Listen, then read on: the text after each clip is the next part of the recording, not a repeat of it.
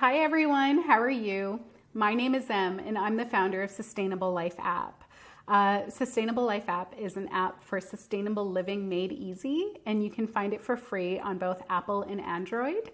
And I'm very excited about this presentation today. So for those of you who are businesses and brands who just want to learn how to get onto the platform, you can scroll ahead to this video and I'll take you through step by step our online submission form. It's so easy to join. It's literally go to the website, click feature your business, find what business category you apply to, enter your name, your address, a little bit about your business, attach some fun photos and your logo, click submit, and you're on the app. It's literally so easy. And for those of you who are watching this video because you want to get to know more about me and why I created this app, first off, thank you so much for your time. I really appreciate it. And secondly, thank you for giving me the space to be vulnerable and to share my personal story with you. So I'd love to go ahead and get started. So what is Sustainable Life app? And I feel like I can't really share with you what Sustainable Life app is unless I share with you what the 5 factors for sustainable consumption are. So these are our app's core values. The first factor is impact on human health. The second one is environmental impact. The third and the fourth are respect for human rights and respect for animal rights. And the fifth is socioeconomic worldview. So getting into a little bit more about a couple of these. So the first one, impact on human health, I'd love to share a story. So about 7 years ago, I lost my sense of smell. I literally woke up one day and my sense of smell was gone and I was like, I can't smell anything. And I went to the doctor and I was like, this is serious. And it took me 5 years to get them to believe how serious it was. And it really was serious. I ended up needing to get an operation. And long story short, they cleaned me out and I got my sense of smell back. But it really made me start to think about what I consume in a whole new way. And I learned that our skin is our body's biggest organ. So the clothes we wear and the chemicals used to create those clothes get absorbed into our skin. Our skincare products, our face washes, our perfume and cologne, huge. And it may not have instant reactions, but over time it accumulates. And, you know, for a person like me, it was a really big deal. And then the second thing was our environmental factors. So everything from even the furniture in our households, like a lot of our furniture, they're made with flame retardants. And then when the sun or heat hits the furniture, microplastics essentially get released into the air, and chemical gets released into the air. Same with cold. Our air conditioners in our house, they need to put a chemical in that so that, the house can indeed get cold. Like there's so many factors that go into our environment and what we consume. And it made me see my health in like a whole new way and consumption in a whole new way. So environmental impact, respect for human rights, respect for animal rights, I feel they're all very straightforward, especially in our day and age. We all understand them. Socioeconomic worldview for me means essentially we all grow up in our own various blueprints of what the world looks like. So I could be very passionate about being plastic free and wanting to live a zero waste lifestyle. You could be very passionate about veganism and only eat vegan food and only consume vegan skincare products and even clothes. And our third friend, he or she could be passionate about hunting but also be all about supporting local and supporting small businesses and not, consuming meat that comes from a grocery store, but hunting their own game and not supporting factory farms and those kind of things. So we're all on our own individual sustainable lifestyle journeys.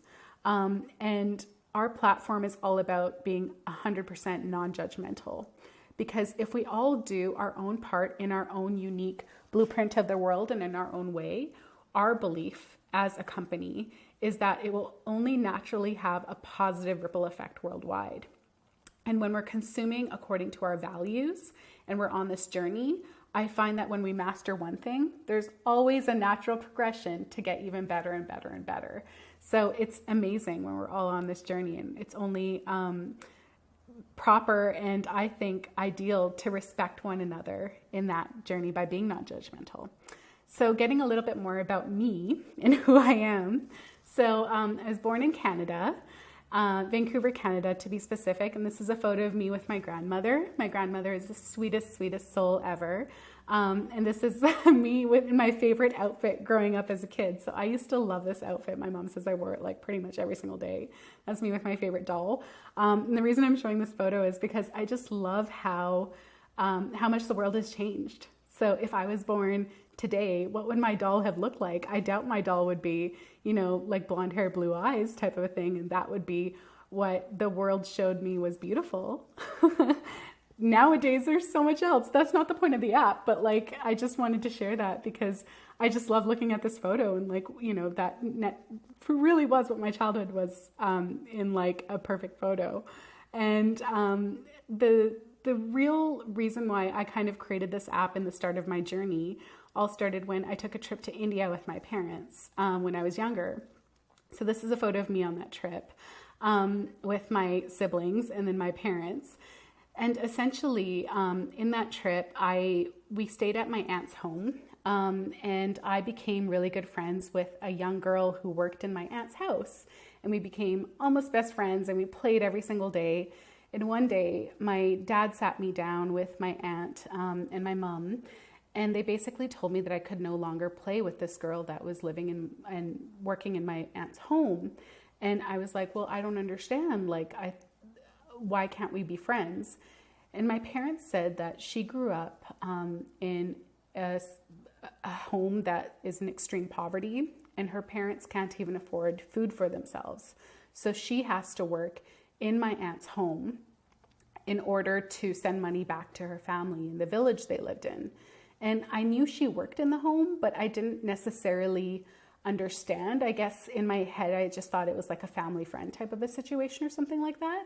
So I asked more questions and my dad essentially said, you can't be friends. She has to work. If she doesn't work, your aunt won't pay her. And if she doesn't get paid, it's not going to be well. So you guys just can't be friends. And I was like, well, we're from Canada. So why can't we pay for them to have food? And actually, why can't we pay for her to get educated? Like, this makes no sense to me. And then mom, dad, why can't you guys wash the dishes? Why are you making kids wash the dishes? Like, this is weird. And they essentially, they sat me down and they were like, you need to understand that this is how the world works. These are societal norms. This is how India runs, and you can't change the country by just changing one person's circumstance. And also, we're not going to do that. So you need to learn to accept this, but also you need to learn how the world works. Otherwise, you're not going to live a good life.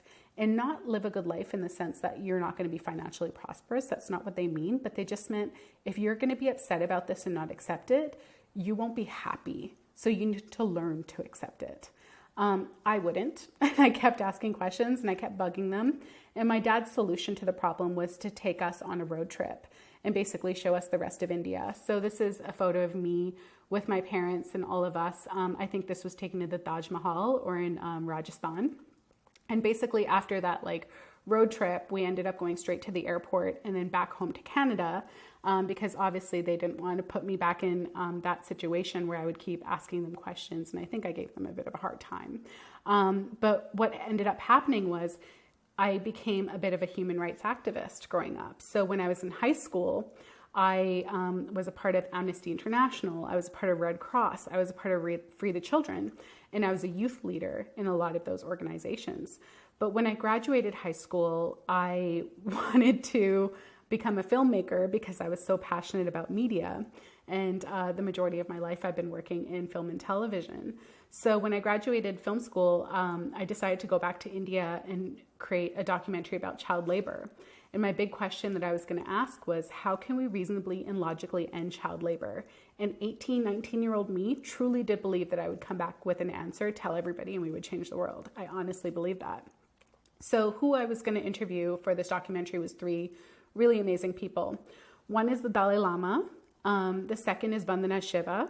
So Vandana speaks up against Monsanto a lot and has raised a lot of awareness worldwide about farmer suicides and the difficulties that pesticides bring into the environment and human rights and so on. She's just such an amazing human being. The third person is Kailash Satyarthi. So Kailash later won the Nobel Peace Prize with Malala Yousafzai, the same young lady who was shot in the face, unfortunately, by the Taliban.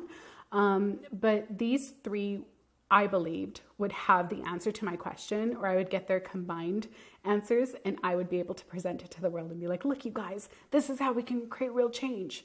So first was my interview with the Dalai Lama.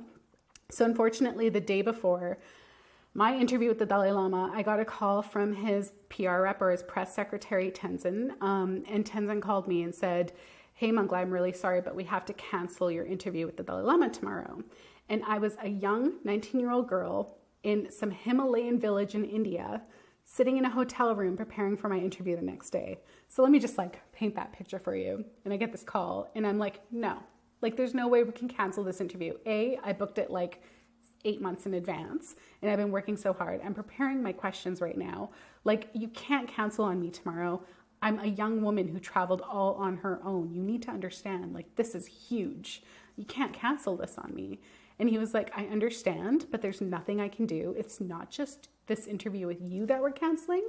We're canceling for the next 2 weeks. And we're considering the next 2 months all interviews. And the main reason we can't tell you, but I will tell you that it's big networks like ABC and other people that we're canceling with as well, not just you. And I was really upset. And to make me feel better, he let me take photos of the Dalai Lama the next day. So this photo that you see here is a photo that I took with of the Dalai Lama, but I was never able to meet him. There's always a lot of security around him, and I wasn't able to ask my question.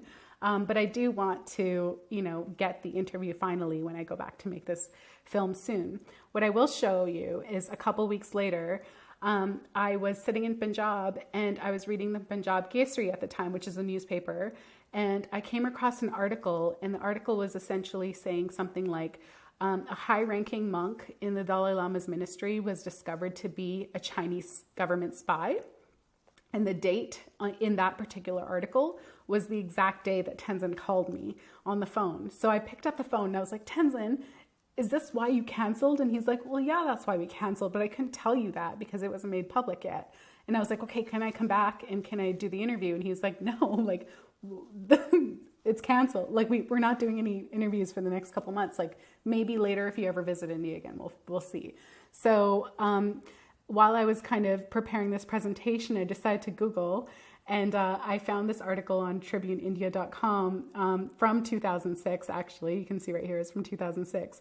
And on July 22nd, the article was posted, and that was the time that I was in Dharamshala. And it turns out that it was actually a woman who was claiming to be a nun.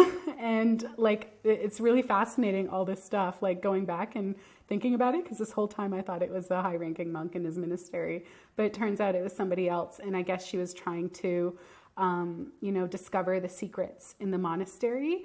And I don't know for a fact if she was indeed a spy, but definitely, apparently they had deported her a couple times and she kept coming back into the country. Anyways, very interesting article. So going back to the story. So I did get 2 interviews. One was with Vandana Shiva and one was with Kailash Satyarthi. When I asked Vandana this question, her answer was outrage is what we need. And I actually have all of my notes from my interview here. Tape number 11, Vandana Shiva, and all the questions I asked her. And I think the interesting thing about my interview with Vandana is learning that her grandfather passed away from a hunger strike.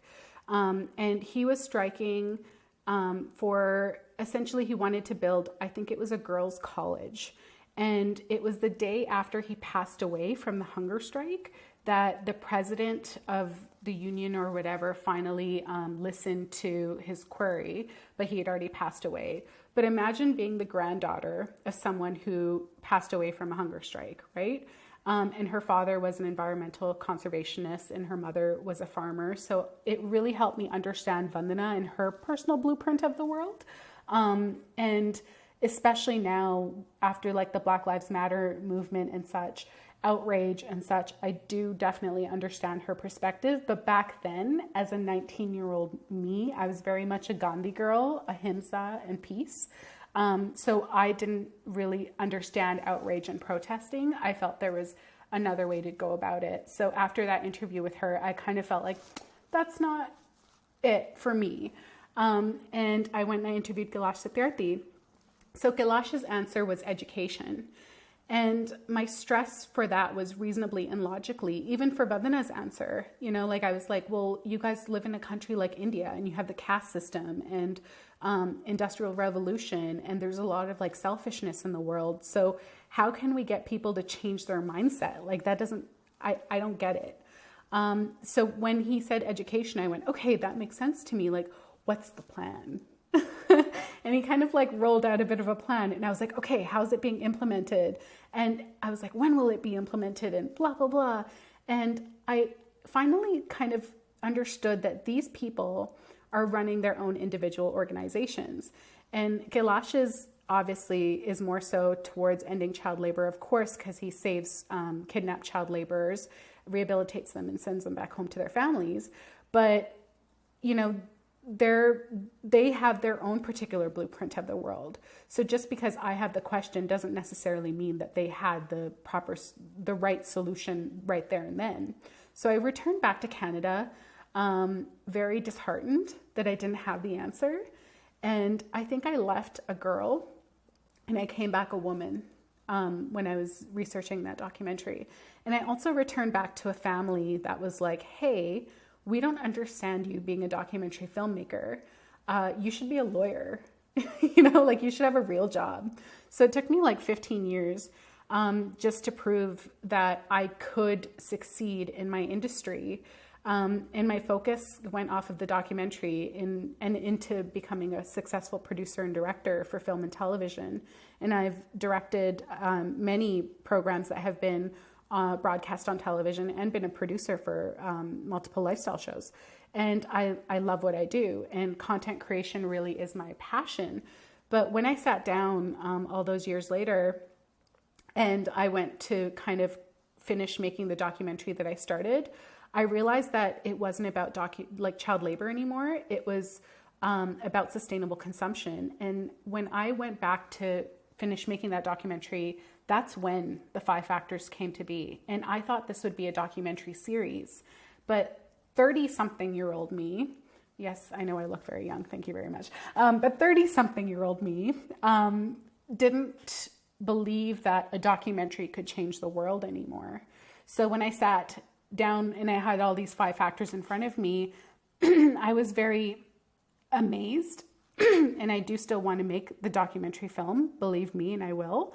And I already have the trailer for it. Please visit our website and watch the documentary trailer. It's up. And we are in production. But I knew that that wasn't the solution. So it was that day that I went and I created Sustainable Life app. And I literally sat down, and all of the industries that you see on the app today, I sat down and I had them there. And then we also have a podcast show, but that's a side note. So once that was kind of created, I went, okay, so now that I know an app needs to be created, what's this problem that I'm trying to solve? So the problem for me is I'm a busy consumer, very busy person. How can I consume sustainably? How the heck can I do it? Like, it's such a complicated world that we live in. I'm trying my best, but it's complicated. I don't know how to do it. So my solution is use the free Sustainable Life app. Connect easily with local, sustainable businesses and brands in your area. So what's the product and what are the categories?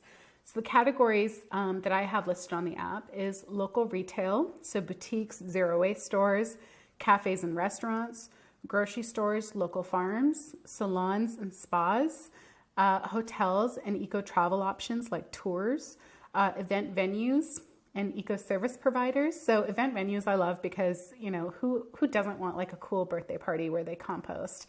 And sustainable, like a zero waste wedding.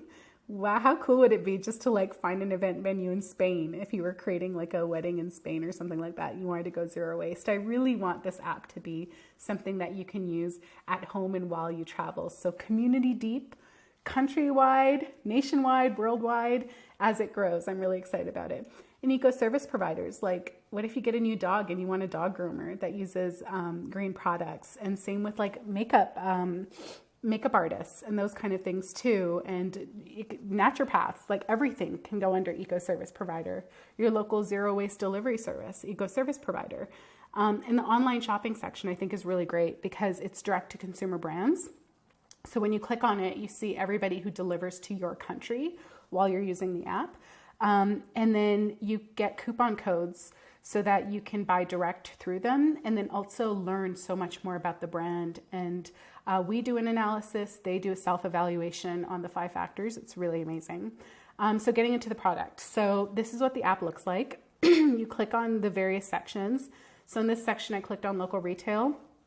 I live in Kelowna, BC, Canada. So you see all the various locations in your area. If you click on one, it expands into, like what the listing looks like, and you can click on it to view the listing, or you can click at the bottom here, click for business listings, and it shows you all the listings in your area, and you can scroll up and down through it. So these are 2 neat stores. So Blue Sky Clothing, they do like natural fabrics. And I know the owner, and she makes sure everything's sourced sustainably, including the dyes that go into the clothes, all natural and such as well. And then same with like Nature's Fair Markets. Although they're a grocery store, they also sell skincare products, hair care, like everything else that a normal grocery store sells. So they are in both the grocery section and the local retail section, and I love them. So the cool thing is obviously we use Google Maps, but we also have custom search features. So you're shopping local, but you're also supporting sustainability, you're supporting sustainable. So you can search by name. So whether it's a brand name that you're looking for in your area, the name of the actual place in your area, and then you can switch between kilometers and miles, anywhere from 0 kilometers or miles around you, all the way to like 160 kilometers and 100 miles. And then the categories, so subcategories. So if you're local retail and you want to find cosmetics, you click on cosmetics. If you're in the cafe restaurant section, you could click for local vegan, gluten-free. I'm allergic to tree nuts, so you could click tree nut free and see all the various providers in your area that support you. And for the restaurant section, in truth, I really wanted to help support people like me who have like a wide group of friends, all with their own dietary requirements. So like I could be, vegetarian, and my friend could be vegan, and then our third friend could be allergic to dairy, and then our fourth friend could be allergic to nuts. And you just imagine having like the tree nut allergy person with the vegan allergy person. It's difficult to find restaurants. But when you use the app, it helps you find a place that serves for all of your needs, and you don't have to waste hours and hours on Google searching for places. So this is the real reason why I created the app, is like to eliminate us having to do all this research on our own. And then going into the brands and online shopping section, you would click online shopping, shows you a little bit about the brand and why they, like who they are. You could click on their website, their Instagram page, Facebook page, which obviously you can do for all the business listings as well. And then you click shop now and you get a coupon code. So when you click shop now, it takes you to their website, go through their products, you enter the coupon code. We don't get a cut out of this. We literally just ask the brands who submit to be on our platform for a coupon code, because one thing we've heard from users and consumers is, yeah, sure, quality over quantity products, I get it. Especially higher end products, but it comes with a price tag. So what we want to say is, here's a coupon code so that the price tag is less, but also when you buy quality over quantity, that quality lasts longer. So keep that in mind too, and it's better for you. In addition to obviously the coupon code, I also do a CEO founder interview with each brand owner that joins the platform. And it's essentially learning more about the founder or the CEO, why they created the brand, how they created the brand. So you can really like hear the person and learn their story yourself through that interview. And I think I'm a pretty good interviewer. I was a director producer for so many years and still am.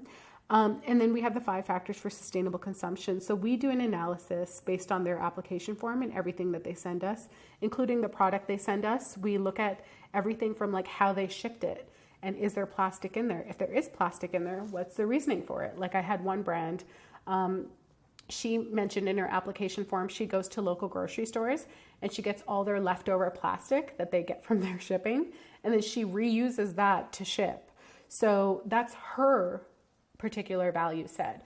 And then I got another brand. They sent me their zero waste skincare and face wash and stuff in compostable packaging. And they hand wrote the instructions of how to do it on a pen because they didn't want to use ink and paper and print stuff. Like, everybody has their own values. So it's what we do is we kind of like accumulate what we see in the application form and kind of give you our like little small analysis with a star rating for each of the 5 factors. And then the company self-evaluates themselves. So you get to see what they're saying about what they've created. And a lot of the times these companies are harder on themselves than they need to be. So it's really fascinating having to be on the other end doing an analysis and being like, what are you talking about? Like, you're amazing and you're working hard to be even better. It's great. I love people who are passionate about sustainability and have businesses and brands, especially if you're watching and you're a business or brand owner. I adore you. So joining is really, really easy. So I'm going to take you through the application form right now and show you just how simple it is.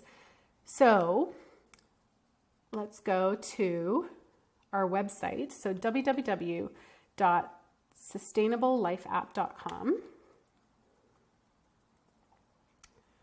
And the website pulls it up.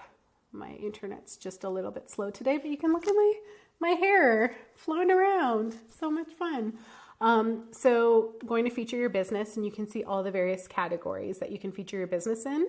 So I'm going to do a cafe restaurant today just for fun and take you through the application form for it.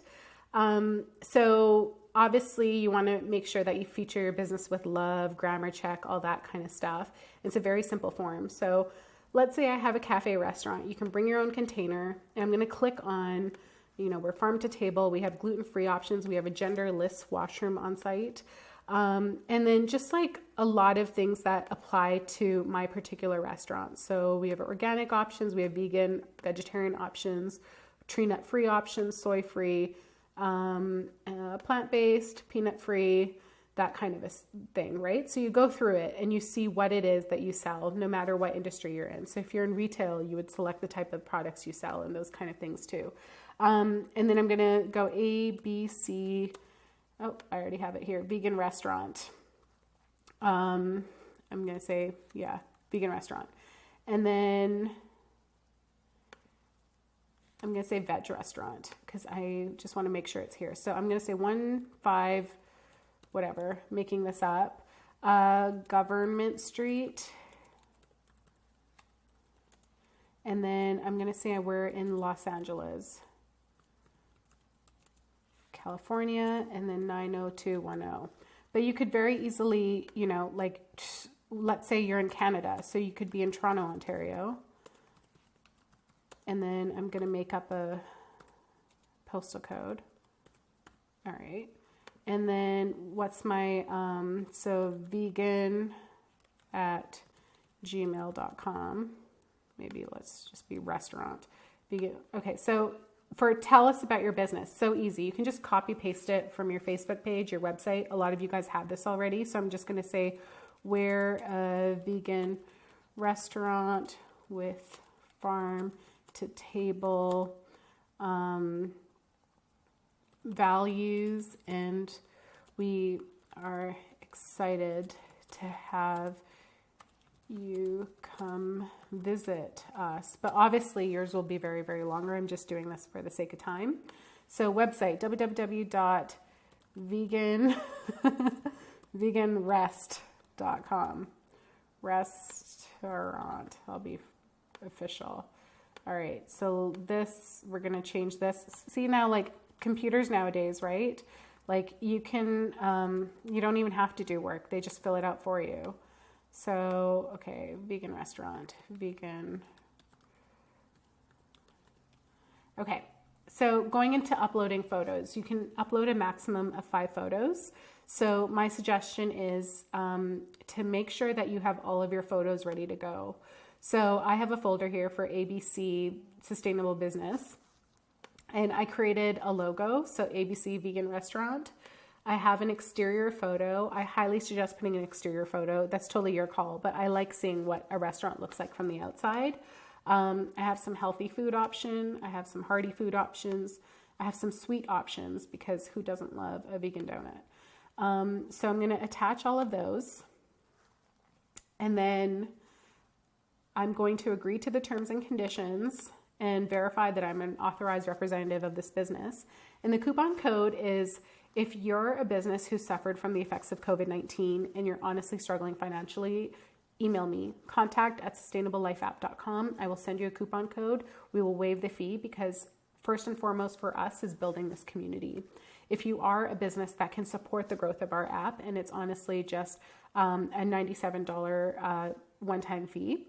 So if you can support the growth of our app, please do, and submit and proceed to payment. So the system now is going to upload all of the photos that you just, click to upload. And then while it's doing that, it will process it all and then click to the next page. So you'll get like a email that says welcome to the app. And then it'll also say like success and all that kind of stuff. And then show you how you can go back and, update your listing at any time. And then you also obviously enter in your first name, last name, your credit card information into the form. So while my internet and then also the system is thinking, let me take you into the next steps.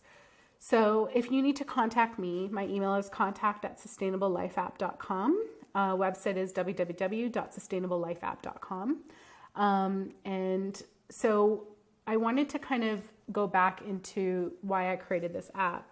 And one story I haven't shared with you is when I was in India, in Jaipur, with Kailash Satyarthi, the Nobel Peace Prize winner, and his wife, Sumedha. That's a photo of me and her. And of course, when you're a photographer, you take great photos. But at the time, we didn't have cell phone cameras. And I gave my camera to somebody else who didn't know how to use a camera. Even though it was on auto, they still managed to take a blurry photo of us. But anyways, when I was with them in Jaipur, there was one night, and I think it was this night actually. So these are a bunch of child laborers that were saved and were being rehabilitated in their ashram in Jaipur. So we were sitting down after dinner, and we were having kind of like a speakeasy or like a nice conversation, a bunch of us. So Kailash, his wife, and some of the people working in their organization. And Kailash's wife looked at me, and she was like, "Why aren't the good people organized?" And I was like, "What are you talking about?" And she was like, "Think about it. Like all of the criminal organizations out there, they're so well organized. They have their structure, they have how they run, and they're really like working the world. But there should be a way to connect the good people, don't you think?" And I was like, "Yeah." And she's like, "Do you think there is?" And I was like, I can't think of one either. And every 5 years or so, I would stop and I would think about what she said, and I'd be like, how do we connect the good people? Okay, nothing yet. And then another 5 years, think about it again. Can't really think about it. And after I kind of sat down and I thought of those 5 factors for sustainable consumption, and I realized a documentary can't change the world, it was in that moment that I was like, connect the good people. And that's the real reason how the mobile app came to be, is I was like, what if there's a way to connect the good people? So it's not just eco consumers like me, it's also businesses and brands like you guys, the people who are out there doing what you're doing in your particular cities and countries. It's beautiful. And I'm hoping that this is the solution. And I'm excited to share with her that I've created this app. I haven't actually told her yet. I'm going to though.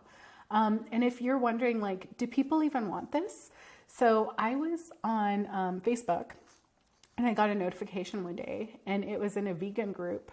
And someone posted, they were like, "Do you guys know of like an app where I can find local produce and blah, blah, blah?" And someone responded and they said their local directory, but they were like, there's also this thing called Sustainable Life app. You should check it out. It was like, thanks, but I was thinking like a map-based app. And like, I just want to go home for dinner and find some local corn and blah, blah, blah. And she's like, then I recommend the app, blah, blah, blah. And this is just like a conversation I was tagged in. And it just made me like jump for joy and feel so grateful and humbled. But there are people out there that are looking for this in your community. And the truth is, when you share, everybody else will also kind of be tapped into it. So I always say, like, if you think this is really amazing, what I've created, tell 5 friends. Tell them to download the app, talk to their local businesses, tell them to join the app. Let's create this community of good people together.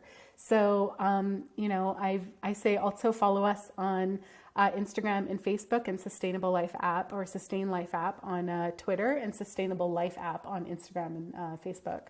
But when you join the platform, we'll send you some social media videos. There's this really cool one of our logo, and it's essentially this leaf you see. It starts off as a seedling and it grows into a leaf. So many people love that video on social media. And I find that, like, when this gets shared, your customers and your community really get to understand your values, and it really, really, really excites them. So, like, the more that we all kind of share this community with one another, that's how we're really going to be able to achieve, make this app a success. So just going back into the online form then. Oh yeah. So once the photos are uploaded, blah, blah, blah, you basically would just enter your name and then pay with card. So whatever it is, MasterCard, Visa, blah, blah, Stripe takes them all, American Express. You enter the card number and the month and year, the CVC, you click pay. And the moment you pay, voila, you're on the app, and you appear right away. So that's my presentation. Thank you so much, honestly, for taking the time and listening to this presentation. I was hoping that it would only be 20 minutes long max, but of course, when you share your own story and your passion, sometimes it gets a little bit longer. But thank you for taking the time to watch this, and bless you. So love and light to you all, honestly. Bye for now.